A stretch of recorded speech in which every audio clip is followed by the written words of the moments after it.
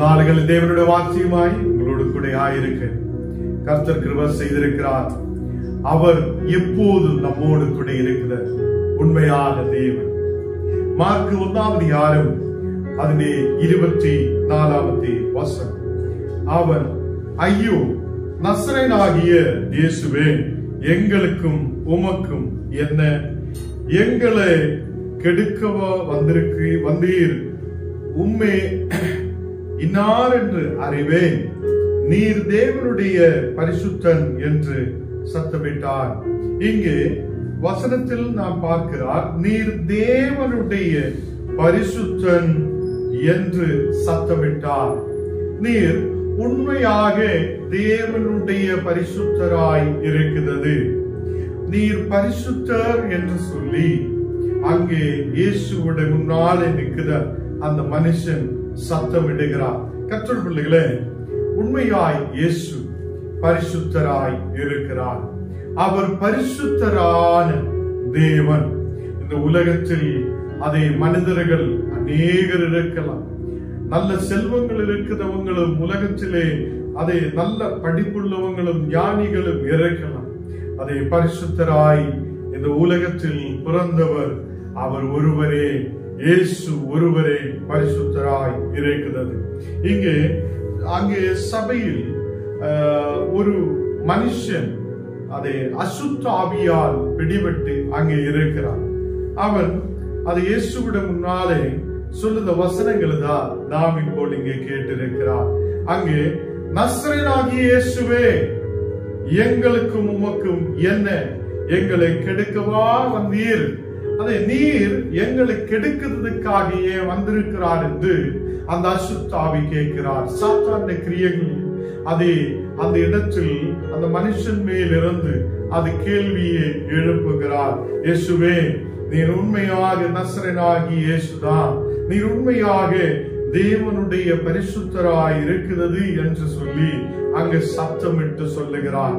இயேசு அதை இந்த இடத்தில் அதை பரிசுத்தர் என்பது அது உலகத்தில் இருக்கிற மக்களுக்கு மட்டுமல்ல, இந்த சாத்தானுடைய கிரியைகளுக்கும் அதே பிசாசின் கிரியைகளுக்கும் இந்த உலகத்திலே சகலருக்கும் இது தெரியப்படுத ஒரு விஷயமாய் இருக்கிறது. தேவனுடைய பிள்ளைகளே, இங்கே அந்த மனுஷனுக்குள்ள இருந்து அந்த பிசாசின் கிரியைகள், நசரேயனாகிய இயேசுவே, எங்களுக்கும் உமக்கும் என்ன? இங்கே எங்களை எதுக்கு கெடுக்க வந்தீர்கள்? இயேசு வந்ததால் சாத்தானுடைய கிரியைகள் அழிக்கப்படும். இயேசு நமக்குள்ளே வரும்போது, இயேசு நம்முடைய ஆலயத்துக்குள்ளே வரும்போது, இயேசு நம்முடைய குடும்பங்களுக்குள்ளே வரும்போது எல்லா சாத்தானுடைய கிரியைகள் அழிக்கப்படும். அதை அந்த இடத்தில் சாத்தான் நிற்க முடியாது இருக்கும். பிசாசின் கிரியைகள் அங்கே இருக்க முடியாது. அதை அவர் தேவனுடைய பரிசுத்தராய் இருக்கிறவர். இயேசு தேவனுடைய பரிசுத்தராய் இருக்கிறவராய் இருக்கிறார். கர்த்தர் பிள்ளைகளே, இந்த மனிதனை பார்த்து இயேசு அதை சாசித்து ஓட்டுகிறார். அந்த சாத்தானை விட்டு போ என்று சொல்லி மனிதனிலிருந்து அந்த அசுத்த ஆவியை துரத்துகிறார். கர்த்தர் பிள்ளைகளே, இங்கே இயேசு ஒரு அற்புதத்தை செய்கிறார். அந்த மனிதனுக்கு அசுத்தாவியில் இருந்து ஒரு விடுதலை கொடுக்கிறார். அசுத்தாவியை துரத்துத அளவில் அவர் பரிசுத்தராயிருந்திருக்கிறார். இந்த 2 நாளுகளில் கர்த்தர் உபவாசத்தோடு இருக்கிற உங்களை அதை பரிசுத்தராய் மாற்ற அவர் உண்மையுள்ளவராய் இருக்கிறது. அவர் பரிசுத்தராய் நம்மோடு கூட இருக்கிற தேவன். அவர் தேவனுடைய பரிசுத்தராய் இருக்கிறது. அவர் உங்களையும் பரிசுத்தராக்குவார்.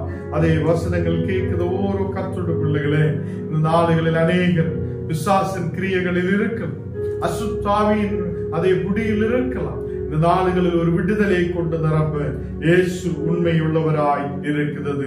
ரோமர் 1 அதில் 20 வசனம் வாசிக்கலாம். ரோமர் 1 அதில் 20 வசனம். எப்படி என்றால், காணப்படாதவைகளாகிய அவருடைய நித்திய வல்லமை, தேவத்துவம் என்பவைகள் உண்டாக்கப்பட்டிருக்கிறவர்களினாலே உலகம் உண்டானது முதல் கொண்டு தெளிவாய் காணப்படும். அதனால் அவர்களுக்கு போக்கு சொல்ல இடம் இல்லை. இங்கு எப்படி என்றால், காணப்படாதவைகளாகிய அவருடைய நித்திய வல்லமை, தேவத்துவம் என்பவைகள், அதை காணப்பட முடியாத அளவில் இருக்கிற தேவனுடைய நித்திய வல்லமையும் தேவத்துவம் அது உண்டாக்கப்பட்டிருக்கிறவர்களினாலே, அது உலகம் உண்டானது முதல் கொண்டு தெளிவாய் காணப்படும். அவருடைய தேவத்துவம் அது மகிமையான தேவத்துவமாய் இருக்கிறது. நித்திய வல்லமை அது அவரோடு கூட இருக்கிறது.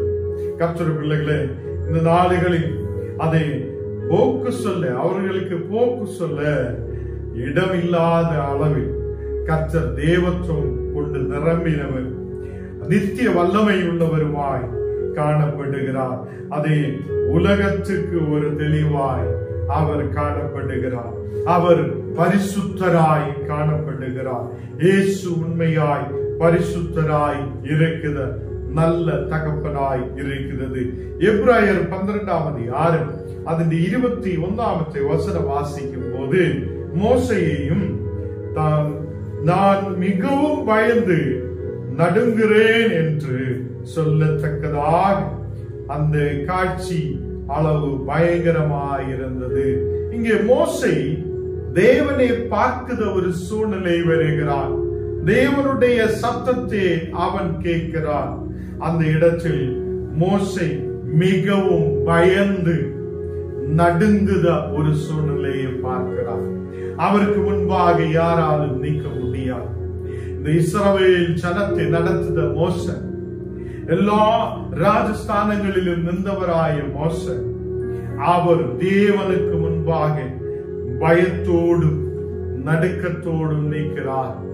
அவ்வளோ கனமான சத்தம், அவ்வளோ பயங்கரமான ஒளி, அதை பார்க்க மோசைக்கு முடியாது இருந்திருக்கிறார். கர்த்தர் பிள்ளைகளே, இந்த நாளுகளில் மோசே பார்க்காத அந்த மகிமை ஞானும் நீங்களும் பார்த்திருக்கிறார். இயேசு கிறிஸ்து சரீரமாக நமக்கு முன்பாக வந்திருக்கிறார். அவர் உலகத்திலே சகல மனிதர்களையும் தேடி இந்த உலகத்தில் வந்திருக்கிறார். அவர் நித்திய வல்லமை உள்ள தேவன். அவர் தேவத்துவம் நிரம்பினவராயிருக்கிறார்.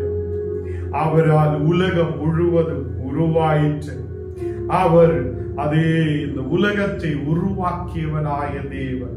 கர்த்தருடைய பிள்ளைகளே, மோசா இந்த நாடுகளில் மோசே பயப்படுகிறார், மிகவும் பயந்து நடுங்குகிறார் என்று சொல்லத்தக்கதான அந்த காட்சி அளவு பயங்கரமாயிருந்தது. அந்த காட்சி, அவர் பார்க்கிற காட்சி பயங்கரமாயிருந்தது. யாத்ராகமம் 3ஆம் அதிகாரம் அதன் 6ஆம் வசனத்தில் வாசிக்கும் போது, பின்னும் அவர், நான் ஆபிரகாமின் தேவனும் இசகாக்கின் தேவனும் யாக்கோபின் தேவனும் ஆகிய உன் பிதாக்களின் தேவனாயிருக்கிறேன் என்றார். இங்கே தேவன் அதை மோசையோடு பின்னும் சொல்லுகிறார், நான் ஆபிரகாமின் தேவனும் நான் இசகாக்கின் தேவனும் யாக்கோபின் தேவனுமாய் உன்னுடைய பிதாக்களுக்கு தேவனாயிருக்கிறேன் என்று சொல்கிறார். இங்கே மோசே தேவனை நோக்கி பார்க்க பயந்தினாலே முகத்தை மூடிக்கொண்டிருக்கிறார். தேவனை பார்க்க ஒரு பயம் மோசைக்கு உருவாகிறார். யாத்ராகமத்தில் நாம் பார்க்கும் போது மிக உழ்ந்த பயம் மோசைக்குள்ளே இருந்திருக்கிறார். தேவனை பார்க்கிறதுக்காக ஒரு பயம். தேவனே சரீரமாக இந்த உலகத்தில் இறங்கி வந்திருக்கிறார். தேவனே மாம்சமாக இந்த உலகத்தில் இறங்கி வந்திருக்கிறார். உலகம் முழுவதும் பார்க்கிற அளவில் அந்த தேவன் புத்திரராய கிறிஸ்து நமக்காக வெளிப்பட்டிருக்கிறார். கர்த்தருடைய பிள்ளைகளே, இந்த நாடுகளில் இயேசு கிறிஸ்துவிலோடு நமக்கு தேவனை பார்க்க கிருபை செய்திருக்கிறார். இங்கே அப்போஸ்தலர் 7ஆம் அதிகாரம் 32 சொல்லுகிறார், மோசே கர்த்தருடைய சத்தத்தை கேட்டிருக்கிறார். மோசா கர்த்தருடைய சத்தத்தை கேட்டிருக்கிறான். நான் ஆபிரகாமின் தேவன், இசகாக்கின் தேவன், யாக்கோபின் தேவனுமாயிருக்கிற உன் பிதாக்களின் தேவன் என்று அதை மோசே கேட்டிருக்கிறது. அப்போஸ்தலர்களில் அதை அங்கு சொல்லப்படுகிறார். கர்த்தருடைய பிள்ளைகளே, தாவீது சங்கீதம் எழுதும் போது சங்கீதம் 27:4 கர்த்தரிடத்தில் ஒன்றே நான் கேட்டேன், அதை நான் நாடுவேன். நான் கர்த்தருடைய மகிமையை பார்க்கும்படியாகும், அவருடைய ஆலயத்தில் ஆராய்ச்சி செய்யும்படியாகும். நான் என் ஜீவனுள்ள நாளெல்லாம் கர்த்தருடைய ஆலயத்தில் தங்கி இருப்பதாக நாடுவேன். தாவீது இங்கே சொல்லுகிறான், நான் தேவனுடைய ஆலயத்தில் தங்கி இருக்கிற பிள்ளையாய் இருக்கப்படும். தேவனே, நான் உம்முடைய ஆலயத்தில் ஆராய்ச்சி செய்த ஒருவனாய் இருக்க, உம்முடைய வார்த்தைகளை புரிந்தவனாய் இருக்க, ஆராய்ச்சி செய்தவனாய் இருக்க, தேவனுடைய ஆலயத்தில் அதை தங்கி இருக்கிற ஒருவனாய் இருக்க நீர் எனக்கு கிருபை செய்யும் என்று சங்கீதக்காரன் சொல்லுகிறார். இங்கே தாவீது சொல்லப்படுகிற வார்த்தை, கர்த்தரிடத்தில் ஒன்றுதான் நான் கேட்கிறேன், அதை நான் நாடுவேன் என்று அவர் சொல்லுகிறார். அவருடைய விருப்பம் என்ன? கர்த்தருடைய மகிமையை பார்க்கணும், கர்த்தருடைய மகிமையை பார்க்கணும். மோசே கர்த்தருடைய வல்லமையை பார்க்கிறார், கர்த்தருடைய கனமான சத்தத்தை கேட்கிறார். எல்லாரும் இனி வேண்டாம் ஆண்டவரே, இந்த சத்தம் பயங்கரமா இருக்குது என்று சொல்லி பயப்படுத்த சூழ்நிலை உருவாயிருக்கிறார். அவருடைய சத்தத்தை கேட்க மனிதர்களுக்கு முடியாத சூழ்நிலை இருக்கும்போது அந்த தேவன், பிதாவான தேவன் புத்திரனாய் கிறிஸ்துவே இந்த உலகத்திலே அனுப்புகிறார். எல்லாரும் பார்க்க வேண்டும். இந்த தேவன் சிலுவையில் அணிகளால் அறையப்படும் போது உலகம் முழுவதும் அவரை இன்னைக்கு பாடுகிறார், இன்னைக்கு துதிக்கிறார், அவரை ஆராதிக்கிறார். உலகம் முழுவதும் கர்த்தரே அதை அவருடைய நாமத்தை உயர்த்துகிறார். தேவனுடைய பிள்ளைகளே, அவர் மகிமையான தேவன். அவருடைய மகிமையை எனக்கு பார்க்கணும் என்று சொல்லி தாவீது ராஜா சொல்லுகிறார். கர்த்தருடைய பிள்ளைகளே, அவருடைய மகிமையை எனக்கு பார்க்கணும். எத்தனை பேர் இன்னைக்கு சொல்ல விரும்புகிறார், நான் கர்த்தருடைய மகிமையை பார்க்க. தேவனே, உம்முடைய மகிமையை பார்க்க, உம்முடைய வல்லமையை பார்க்க, உம்முடைய தேவத்துவத்தை பார்க்க நீர் எனக்கு கிருபை செய்யும். உம்முடைய ஆலயத்திலே தங்கி இருக்க, அந்த ஆலயத்திலே உட்கார்ந்து ஆராய்ச்சி செய்ய, உம்முடைய வார்த்தைகளை படிக்க, உம்முடைய வசனங்களை கேட்டு அதன்படி நடக்க நீர் கிருபை செய்யும் என்று நான் சொல்லணும். இந்த சங்கீதக்காரனோடு சேர்ந்து நாமும் இந்த விசுவாச வார்த்தைகளை சொல்லட்டும். கர்த்தர் நம்மை நடத்துவார், கர்த்தர் நம்மை வழி நடத்துவார். தேவனுடைய பிள்ளைகளே, நாடுகளில் கர்த்தர் அவர் நம்மை ஆசீர்வதிக்கிறவராயிருக்கிறார். அவர் நமக்கு ஜீவனுள்ள ஜீவனுள்ளவராயிருக்க கர்த்தர் கிருபை செய்கிறார். நாம் நம்முடைய ஜீவனுள்ள நாட்கள் முழுவதும் கர்த்தருடைய ஆலயத்தில் தங்கி இருக்கிற பிள்ளைகளாய் மாற்றப்பட, தேவனுடைய ஆலயத்தில் இருக்க, தேவனுடைய வசனங்களை கேட்க, தேவனுடைய ஆலயத்தில் அதை அவருக்காக வேலைகளை செய்ய தேவன் நமக்கு கிருபை செய்வார். இந்த நாளுகளில் நாம் அவருடைய மகிமையை பார்க்கப்பட, மகிமையை பார்க்கிற பிள்ளைகளாய் நாம் மாற்றப்பட. அப்போஸ்தலர்கள் 3 அதில் 14 வசனம் வாசிக்கும் போது, பரிசுத்தமும் நீதியும் உள்ளவரே, நீங்கள் மறுதலித்து கொலபாதகனே உங்களுக்காக விடுதல் பண்ண வேண்டும் என்று கேட்டு ஜீவாதிபதியே கொலை செய்தீர்கள். இங்க இயேசுவை பற்றி சொல்லுகிறார். பரிசுத்தமும் நீதிமானுமாயிருக்கிற அதே அந்த தேவனை நீங்கள் மறுதலித்து இருக்கிறார். அந்த தேவனை இயேசுவை நீங்கள் ஏற்றுக்கொள்ளாமல் இருந்திருக்கிறார். கொலபாதகனாயிருக்கிற ஒருவனை உங்களுக்காக விடுதல் செய்ய வேண்டும் என்று நீங்க சத்தம் போட்டீர்கள், நீங்க கேட்டீர்கள். ஜீவாதிபதியை கொலை செய்தீர்கள். ஜீவாதிபதியாயிருக்கிற கிறிஸ்து, ஜீவாதிபதியாயிருக்கிற கிறிஸ்து உலகத்துக்காக அதே இந்த உலகத்தில் ஆணிகளால் அறையப்பட்டு அவருடைய உயிரை கொடுத்து அவர் அடக்கம் பண்ணப்பட்டு இந்த நாளுகளில் அதை உயிர் தெழும்பி ஜீவிக்கிறார். ஒரு நல்ல தகவல். கர்த்தருடைய பிள்ளைகளே, அவர் ஜீவாதிபதியாய் இருக்கிறார். யாரெல்லாம் அவருடைய பக்கத்தில் கடந்து வருதோ அவங்களை ஜீவன் உள்ளதாய் மாற்ற முடியுத தேவ வல்லம், தேவத்துவம் அவரோடு கூட இருக்குது. நித்திய வல்லமை அவரோடு கூட இருக்குது. மோசே நடுங்கிக் கொண்டிருந்திருக்கிறார்.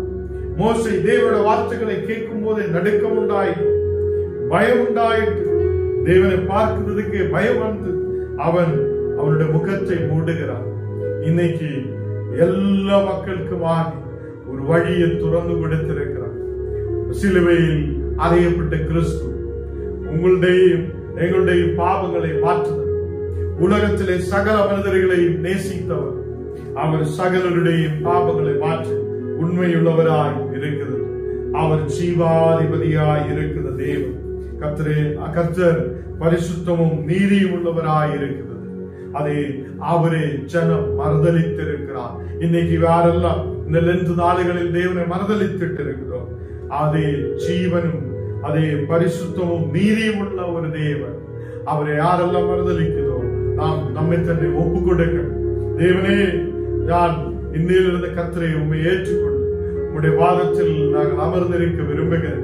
என்ன நீர் பரிசுத்தப்படுத்த சங்கீதக்காரன் சொல்லியது போல ஆண்டவரே உம்முடைய மகிமையை பார்க்கும்படி எனக்கு கிருபா செய்யும் என்று சொல்லட்டும். அதே அதன் 3வது வசனம் அப்போஸ்தலர்கள் 3வது அதிகாரம் அதிலே 13வது வசனம் நான் வாசிக்கும் போது, அப்ரஹாம், இஸ்ஹாக்கு, யாக்கோபு என்பவர்களுடைய தேவனாகிய நம்முடைய பிதாக்களின் தேவன் தம்முடைய பிள்ளையாகிய இயேசுவை மகிமைப்படுத்தினார்.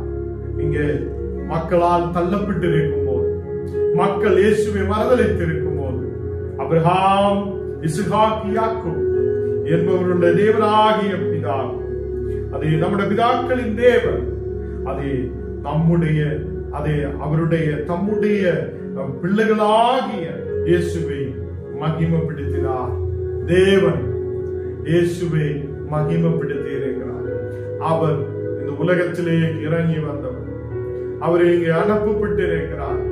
அவர் இந்த உலகத்தில் வந்து நமக்கு இயேசுவை பார்க்க, தேவனை பார்க்க, இயேசுவிலுடைய ஒரு நித்திய ஜீவன் உண்டாகும் ஜீவாதிபதியான கிறிஸ்து அவர் நமக்காக வெளியாக நமக்கு ஒரு ஜீவனை கொடுக்கிறதுக்காக நித்திய ஜீவன் உண்டாகும்படியாக கர்த்தர் இந்த உலகத்தில் வந்திருக்கிறார்.